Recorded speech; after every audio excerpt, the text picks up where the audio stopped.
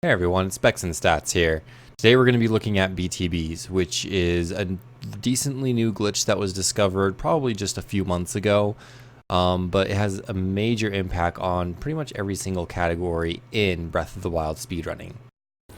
The tech behind bullet time bounces is that when you are entering bullet time, Link slows down by 19 times normal gameplay speed. When you hit an enemy with your shield, Link ricochets off of an enemy. For some reason, when you put those two facts together, the game thinks that you need to maintain that speed and multiplies the speed of your ricochet by 19 times. So, when you go into bullet time bounce and slow down the game by 19 times, then ricochet off of an enemy with your shield, and then exit bullet time, for some reason or another, it increases your speed of that ricochet by 19 times. In this example, you see that I freeze the enemy. We'll get to why I freeze enemies in a little bit. This first part is simply me just positioning myself. This trick is quite precise, so a lot of times you will have to have very precise positioning. At this point, I did the shield jump so that my shield is underneath me and I can bounce on the enemy. Now I have pulled my bow out, which commences the bullet time, and I will begin to descend on him. You see the bounce take place, you can then choose to either do a shield spin or just simply put your bow away. For the swag, I like to do a shield spin. And if the BtB was successful, as you can see here, it will send you soaring at a crazy speed. Now, although a lot of this may have seemed fairly simple to you, trust me when this isn't the hard part of performing BtBs. BtBs are precise in not how to perform the trick, but where to land on the enemy is what causes the biggest problems. In speedruns, when we do these BtBs, we have a very specific destination in mind. However, because of the precision of these tricks, even if we were to actually get bounced by the enemy, it's very likely that the bounce could go a completely wrong way. You'll see, for instance, in this BtB, when I perform it, the spot that I want to be hitting on this bokoblin is right about here. Now, if I were to hit it somewhere else, like let's say over here, then the trick would send me in a completely different location, making it not really a successful BtB. It's only successful if you go where you want to. One thing you'll notice about these BtBs is that when you do perform them, the game can't keep up with how fast you're going, and so it pauses like right here, giving the game time to load the assets of the direction that you're going. Most of the time this is required and unavoidable.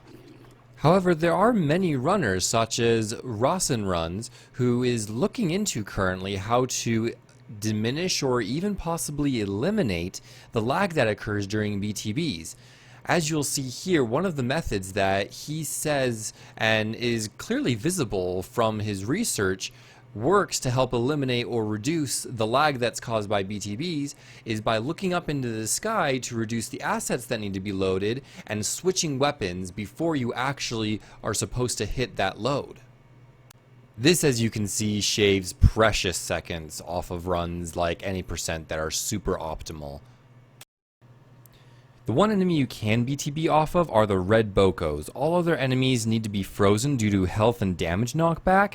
Red bokos like this one Harmjon 387 bounces off of have a lower health damage knockback tolerance, so you can bounce off of them without having to worry about using an ice arrow. Besides, it'll probably kill him anyways.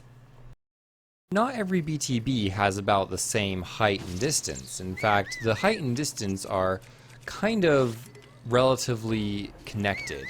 If you get a BtB that has a lot of height like this one, you won't go too far. However, if you get a BtB that goes very, very fast and very far, it won't take you very high, chances are. So depending on where you want to go and what you want to accomplish with the BtB, you'll have to hit the enemy in a different manner. I will show you examples of all the different kinds of BtBs just so you can kind of get an idea of how variable they can be.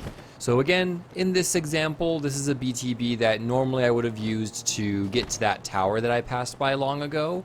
So this one, I went more towards the center of the bokoblin to hit so that I gained a little bit more altitude. In this example by HarmJohn387, he actually does a very precise BTB off the Temple of Time in the Great Plateau that sends him all the way to Hyrule Castle. You'll see here that the height that he gains isn't anything to be super happy about.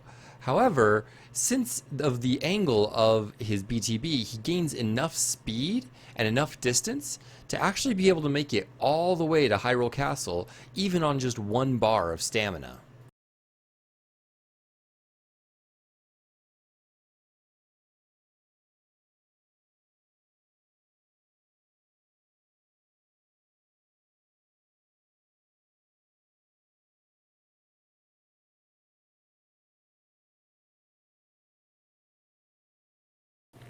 And in this BTB, you see a little bit of a middle ground.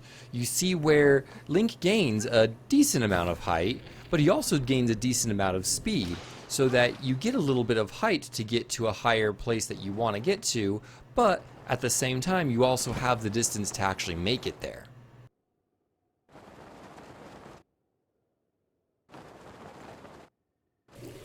And in this final example, you'll see how if you want to go straight up and get no distance at all, you really just need to get any sort of BTB period and then immediately put away your shield once you get the bounce off of.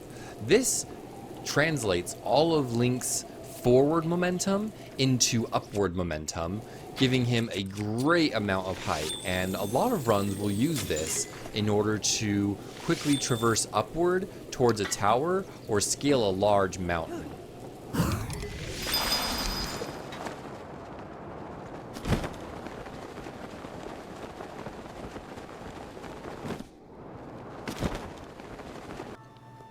Even though you have moon jump in your run, you can still do a BTB. All you have to do is do a backflip into a jump slash, pull your paraglider out, do a fall damage cancel on the exact spot that you want to do the BTB jump off of, and you'll be able to get a shield jump off in order for you to be able to do the BTB correctly. It's a little bit more of a setup, but it still works just fine and is just as easy.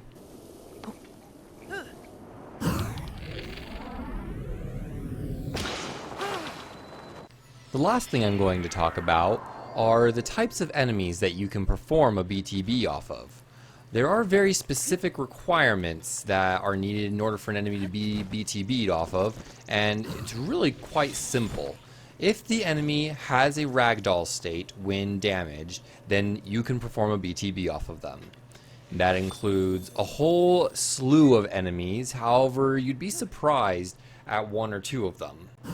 The enemies that can be BTB'd off of are Bokoblins, Moblins, Lizalfos, and even Thunder Wizrobes. Each enemy has a unique hitbox as to where you can bounce on it, so I'll show that to you very quickly. Bokoblin's hitbox is the upper back to middle back and its shoulders. The Moblin's hitbox is almost identical to the Bokoblin's, and the Lizalfos one is a little bit strange as it extends its lower back and its hips. I don't actually know what the Thunder Wizrobes one is. And that's our tutorial on BtB's. If you like what you saw, then please give me a like and a subscribe so that you can see all the other videos that I post. And if you want to see a different tutorial, leave me a comment. Maybe I'll do it if I have the time. Thank you so much for watching, and you have a great rest of your day.